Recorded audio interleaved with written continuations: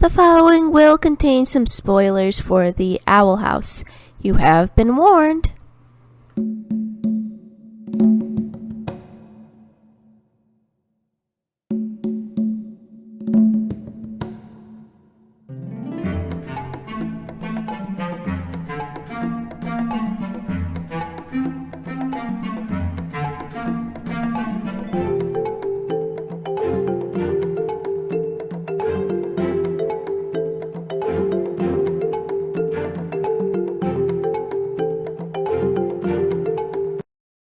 Hello everyone, welcome back. This is Dragon Videos, and I hope you Owl House fans are still with me here because I've got one more theory to discuss, and one that's probably not as well talked about.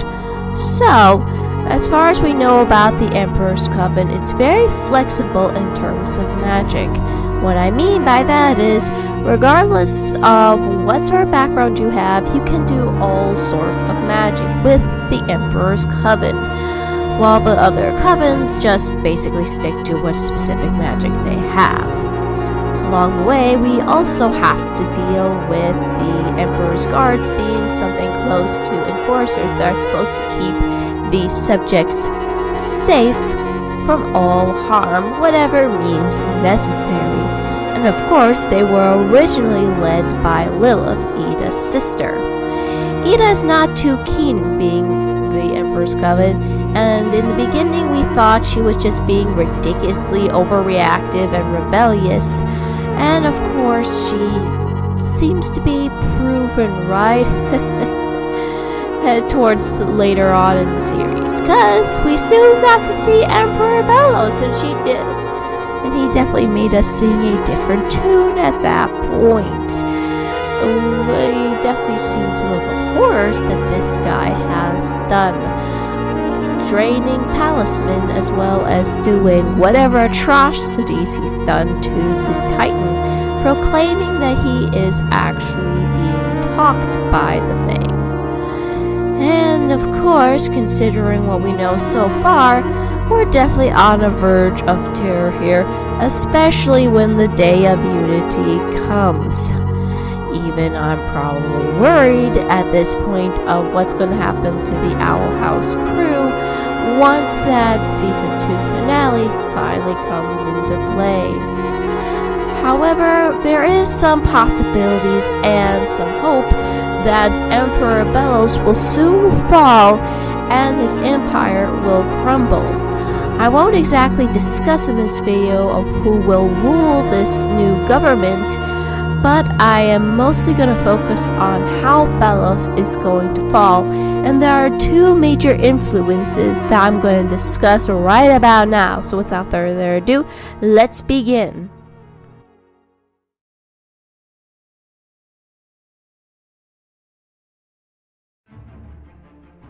He broke one of the biggest rules that many media villains always fail to do, and it's never treat your subordinates like crap. And this is the case with these three here. Each one of them have been affected by Belos negatively, whether it was through his words, which surprisingly is the major things he's done, or through his actions, which is the case for Hunter, which I will get to a little later. So I guess we might as well kick off with Lilith. Lilith had been serving the Emperor's Coven mostly out of the guilt that she had for cursing her poor sister in the first place. And of course she has been nasty the majority of the time. But you gotta at least give her some credit for at least feeling guilty for what she'd done and trying to fix it in her mind. Trying to fix it by believing that Belos could actually help her.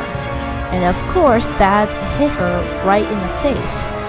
Now, and this is probably one of the biggest mistakes Belos had. If Belos had kept his promise of helping Ida out instead of putting her through the petrification process, Lilith wouldn't turn against him.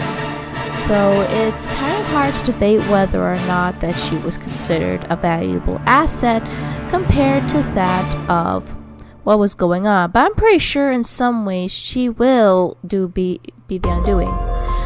Hunter, on the other hand, has a very closer relationship with Emperor Belos in more of a familial level, though he has been kept in the dark for most of his life from what we can get from his interactions with his uncle in Eclipse Lake. And we definitely saw that this is very abusive. Though we've only seen him get very physical with Hunter, Belos has been manipulating Hunter, bear with me here, my brain's a little fried, with words of sweet promise that is never meant to be, kind of like the same promise that he feeds Lilith. And of course his interactions with Luz and Andy have suddenly brought him into a new perspective of things.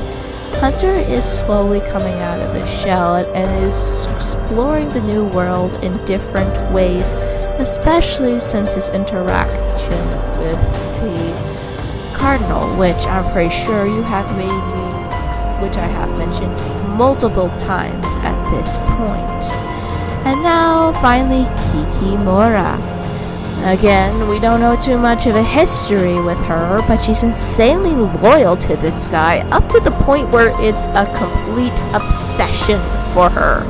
I mean, if she isn't loyal to this guy, she wouldn't be this crazy in Eclipse Lake.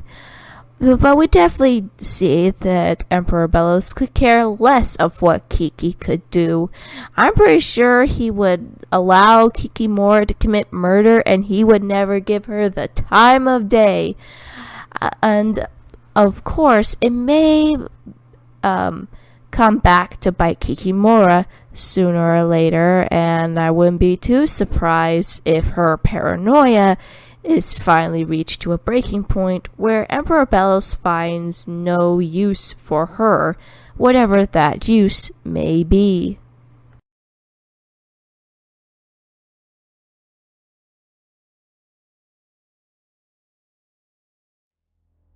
So of course, it wouldn't be too big a surprise if Ida led the charge on this. From the beginning, she suspected that everything was wrong about the Coven, mostly because of how it started to affect her and her sister's relationship. If you think about it, she just saw how twisted it was as the moment she got cursed, which was weird, and things got worse from there. So of course the first thing she'll do is probably just rescue Rain Whispers and then gather all the Coven leaders who are probably now realizing that following Belos was a mistake. And of course Luz, being very advocate, will probably influence this rebellion as well. Not only is she learning magic in a more effective way, but she's also going to have a better advantage because she doesn't have any magic that Belos can steal.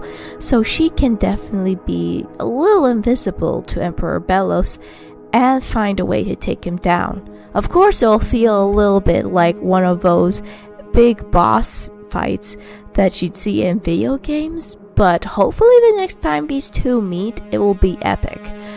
And then finally, I feel like Hunter could also be part of this rebellion. He knows all the secrets, he's been close to Belos, and will no doubt help Luz and Ida upon the redemption to help him take down his own uncle, as well as going as far as giving out the details to Emperor Belos' curse and figure out how to take it down. So overall, from what I'm going to be dealing with here, this is going to turn into a full-blown war between Belos and the residents of the island. Not only that, but if the Day of Unity comes and the human world joins in, this is also going to be where the humans will have to help the witches in order to survive. Belos is shown as a major threat to both worlds. I still don't know what his end goal is, but I have a bad feeling it's not going to end well if no action is taken. So of course, in the end, Belos may fall due to the fact of his lack of compassion for his subordinates and the people he's supposed to protect. So anyway, these are just my thoughts on what's going to go down. What are your thoughts about how Emperor Belos is going to fall? Will he be betrayed by his subordinates? Will there finally be a proper rebellion against this guy? Do a like, subscribe, and comment below. This is Dragon Videos, signing off.